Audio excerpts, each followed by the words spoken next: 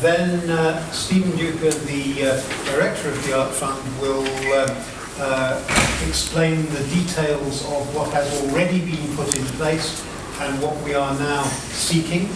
And then we'll ask Kristen Hunt, the local Member of Parliament, to say a word or two about especially the local importance of this collection. And then we'll throw things open for question and answer from yourselves. We have a very important cast of characters sitting in the front row who are ready to contribute to that discussion.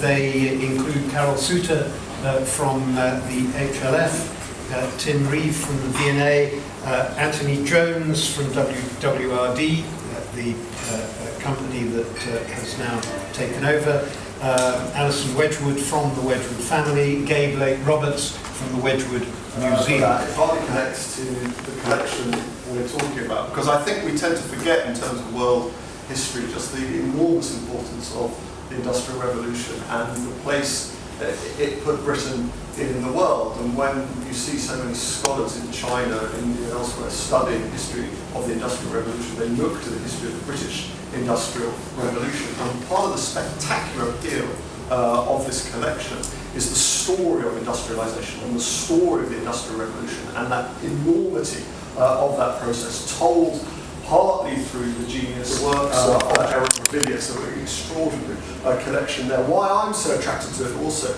is the industrial and the intellectual history. And here we see famously the slave medallions, Am I Not a Man and a Brother? And what the museum describes are some of the great moments of intellectual history from the French Revolution, the American Revolution, the campaign to abolish slavery, the English Enlightenment. Think of all of that genuine world, the lunar society, and Wedgwood, along with Priestley and Erasmus Darwin, is at the absolute heart of it. And the collection tells that story through the materiality of the ceramic artifacts, and it does so in such a brilliant way, which Gabe keeps rejuvenating and reinventing at every stage. But it is also a social history.